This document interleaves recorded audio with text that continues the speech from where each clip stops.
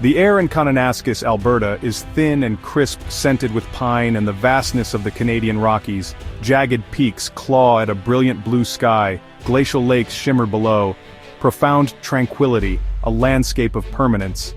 This was the chosen stage for the G7 summit, meant to inspire calm and unity among the world's most powerful democracies. But in June 2025, that serenity was a cruel contrast to the tension crackling beneath the surface. The G7, hosted by Canadian Prime Minister Mark Carney, was less a meeting of allies and more a gathering of anxious partners bracing for a storm. The storm had a name: Donald J. Trump. His return to the American presidency sent shockwaves through the alliance, threatening to upend Western cooperation.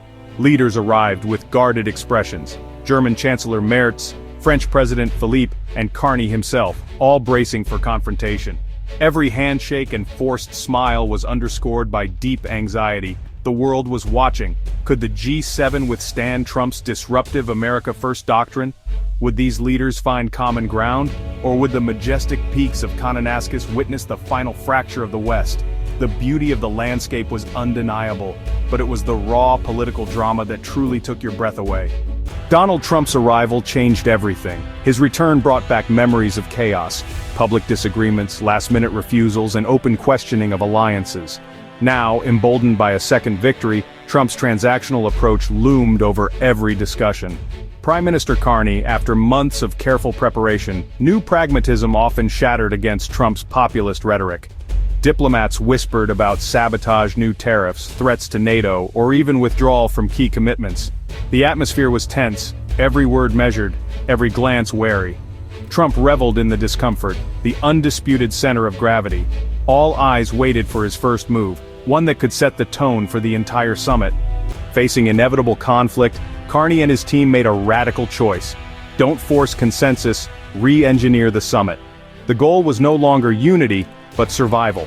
The traditional joint communique was scrapped, replaced by a chairman's summary that didn't require unanimous consent.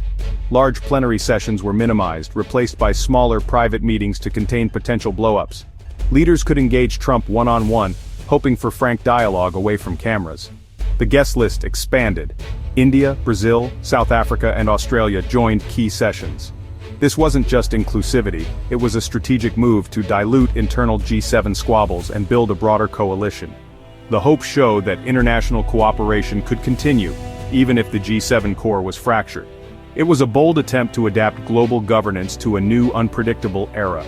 The summit structure itself became a message: flexibility over formality, survival over spectacle. The world was watching not for unity but for whether the G7 could simply hold together. The stakes had never been higher. The old playbook was gone. Despite the new structure, deep divisions erupted. On climate, the G6 and guests pushed for urgent action.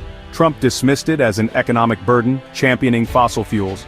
The conversations were on different planets, no common ground, no shared reality. On Ukraine, Europe, Canada, and Japan demanded unwavering support. Trump questioned aid and suggested he could end the war in 24 hours, alarming allies. On trade, Trump's America First doctrine resurfaced. Threats of new tariffs, even on European goods, reignited fears of a trade war.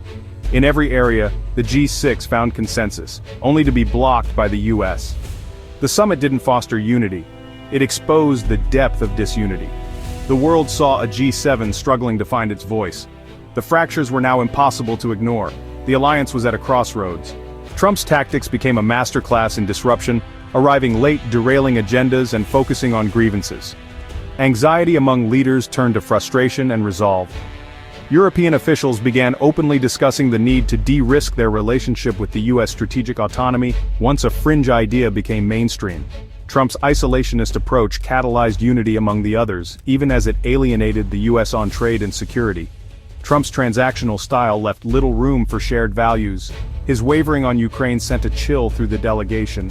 The US, once the G7's anchor, now seemed adrift. Other leaders began forming smaller caucuses, effectively creating a G6 within the G7. The summit's center of gravity had shifted. The summit ended not with a unified statement, but with Carney alone at the podium, holding the chairman's summary. It was a diplomatic whisper where once there had been a roar. The summary highlighted modest consensus, mostly with guest countries, on issues like pandemic preparedness and AI regulation. On climate and trade, it carefully noted frank discussions, code for deep disagreement, no claim of unanimity. The G7 could no longer speak with one voice. The document was a record of fracture, not unity. For Trump, it was a victory. He'd resisted collective statements and asserted America first. For others, it was grim resignation. The alliance had avoided public collapse, but the rift had deepened. Leaders departed with polite, cool farewells. The G7 left Kananaskis weaker, more divided and uncertain of its future. As the jets lifted off, the summit was remembered not for achievements, but for exposing a Western alliance in crisis.